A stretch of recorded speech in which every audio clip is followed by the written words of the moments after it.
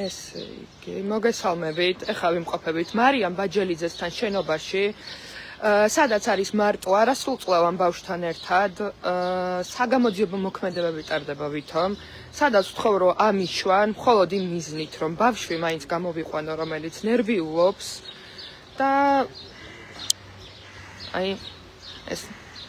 ესე იგი, კიდე რომ განმიმარტოთ, რაც არ შეიძლება, რომ არასრულწლოვანი ბავშვი გამოვიყვანოს სახლიდან, რომელიც ნერვიულობს და არის მარტო 6 თვის ორსულ დედასთან.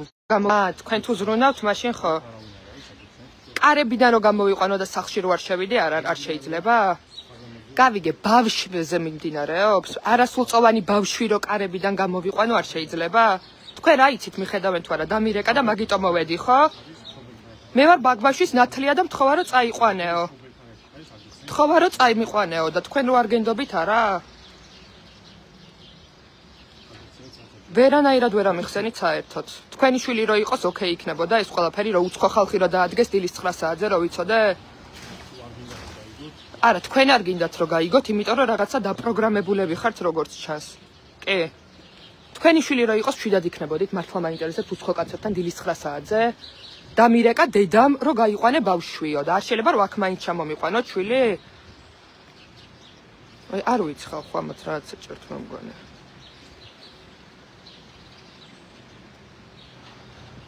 ესე იგი, ესა ქოცური დილა რა, რომ ცალკე დედა ჩემთან და ჩემს სახლში შემოვიდნენ და მე მომიწია მაინც მოსვლა ჩემ მეგობართან, იმიტომ რომ არის მარტო სახლში ბავშვთან ერთად.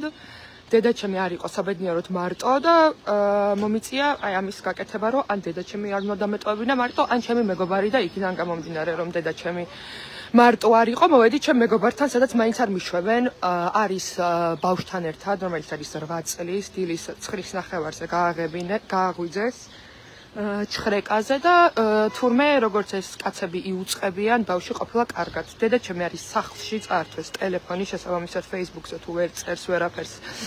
მიზეზი არის ეგ, რომ არ აქვს ტელეფონი, მარიამსაც არ აქვს ტელეფონი.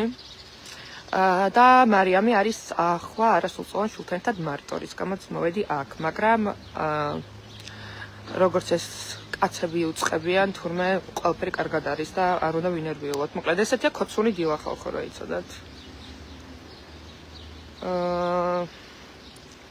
მაინც ეს ლაივი ესე მექნება. უყურეთ ამ გადასარევ ხალხს.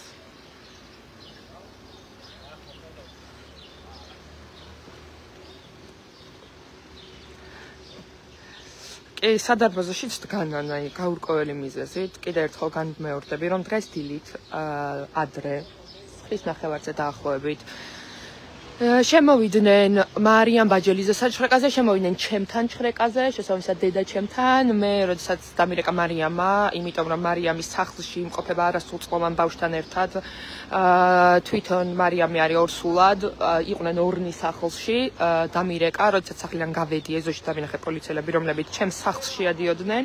დავურეკე დედაჩემს, ვუთხარი რომ დავურეკეთ ადვოკატს, ყველას, რომ ნანუკაც მარტო არ ყოფილიყო.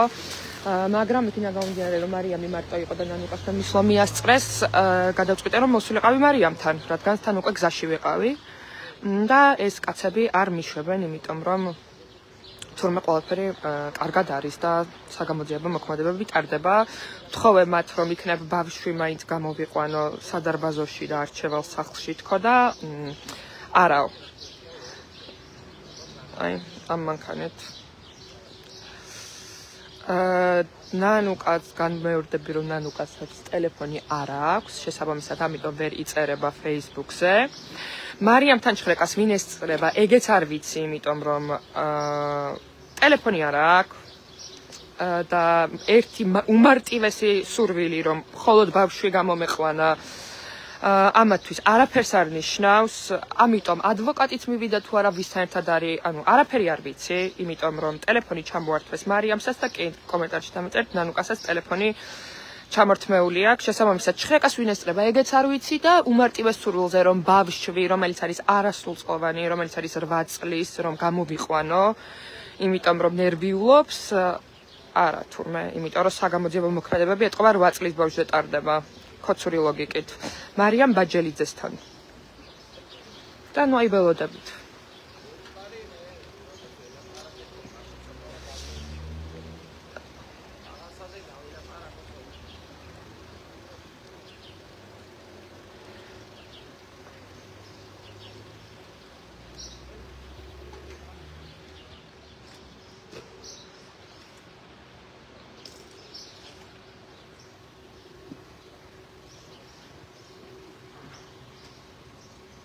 სხვაჭირს 1000 ადამიანი უყურებს ამ ლაივს და არავის არ ესმის რატო არის პრობლემა ბავშვი რომ უბრალოდ კარებიდან გამოვიყვანო.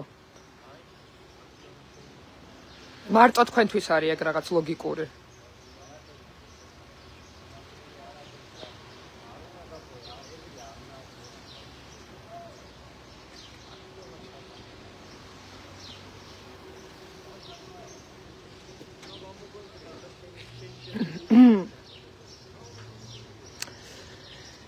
ესე იგი ვისაც ვინ არის ეს? რაიმე დიდი ბოდიში.